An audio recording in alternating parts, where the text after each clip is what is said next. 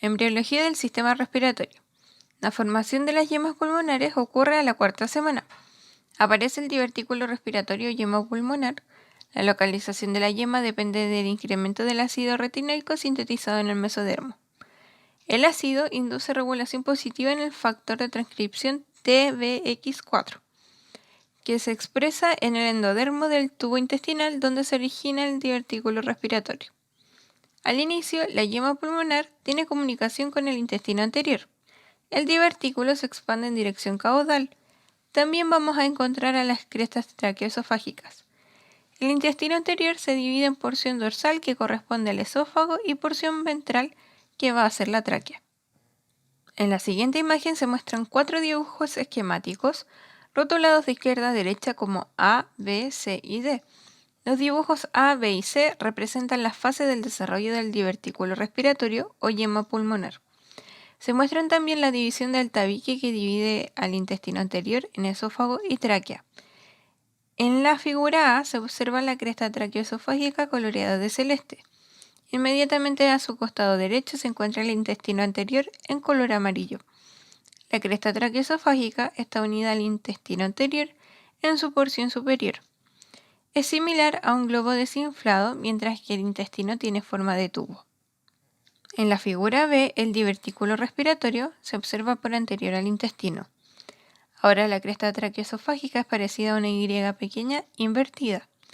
La unión entre la cresta y el intestino se encuentran abiertas comunicándolas.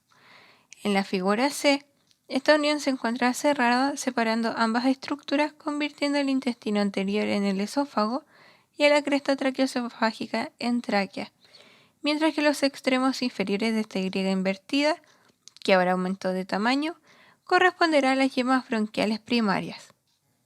El dibujo D corresponde a la porción ventral de la faringe en su cara superior. Su forma es similar a un embudo, el cual se va a dividir en 6 pisos o arcos, los cuales se encontrarán desde arriba hacia abajo. El revestimiento interno de la laringe se origina a partir del endodermo, mientras que los cartílagos y músculos derivan del mesénquima del cuarto y sexto arco faríngeo. Los dibujos que se muestran a continuación son similares al dibujo D señalado anteriormente. Sin embargo, muestran sus fases a las 6 semanas y 12 semanas respectivamente. En el dibujo de la derecha ya no se observan los arcos faringios. Hacia superior se encuentra el cuerpo de la lengua. Hacia inferior en amarillo se encuentra una línea que corresponde a la epiglotis. Luego un orificio que será el orificio faríngeo. E inferior a este, en azul, están las prominencias aritenoideas. Debido a que la musculatura de la laringe deriva del mesénquima del cuarto y sexto arco faríngeo, todos los músculos de la laringe son inervados por ramas del nervio vago. El nervio laríngeo superior inerva a los derivados del cuarto arco faríngeo, en tanto que el nervio laríngeo recurrente lo hace con los derivados del sexto arco faríngeo. Al tiempo que se separa del intestino anterior, la yema pulmonar forma la tráquea y 2 sáculos laterales, las yemas bronquiales primarias. Al inicio de la quinta semana, cada una de estas yemas se ensanchan para formar los bronquios primarios derecho e izquierdo. A continuación, se pueden observar 3 dibujos de las etapas del desarrollo de la tráquea y pulmones. El primer dibujo es a las 5 semanas, en donde se encuentra una figura similar a un árbol invertido, con 2 ramas que se subdividen en 3 hacia la derecha y 2 hacia la izquierda.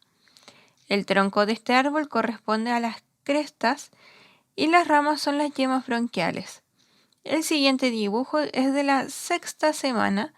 Se encuentran desarrollados los bronquios derecho e izquierdo y una línea roja que lo rodea, que corresponde a la pleura visceral.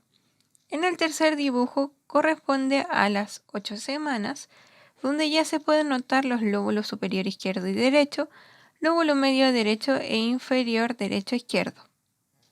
El derecho genera 3 bronquios secundarios y el izquierdo 2, lo que producirá la formación de 3 lóbulos en el pulmón del lado derecho y 2 en el izquierdo.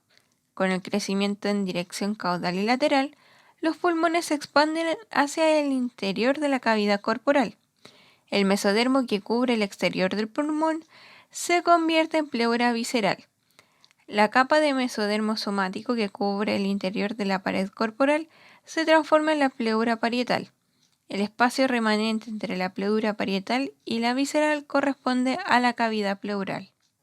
Al continuar el desarrollo, los bronquios secundarios se dividen para dar origen a 10 bronquios terciarios o segmentarios en el pulmón derecho y a 8 en el izquierdo, lo que crean los segmentos broncopulmonares del pulmón adulto. La ramificación está regulada por interacciones epitelio-mesénquima entre el endodermo de las yemas pulmonares y el mesodermo visceral. Mientras se generan todas estas subdivisiones nuevas y el árbol bronquial se desarrolla, los pulmones toman posición más caudal. A continuación se observa una tabla resumen de la maduración pulmonar. La primera columna muestra el periodo al que corresponde, la segunda las semanas y la tercera columna sus características. El periodo pseudoglandular ocurre entre la semana 5 a 16. La ramificación continúa y se forman los bronquiolos terminales. No existen bronquiolos respiratorios o alvéolos.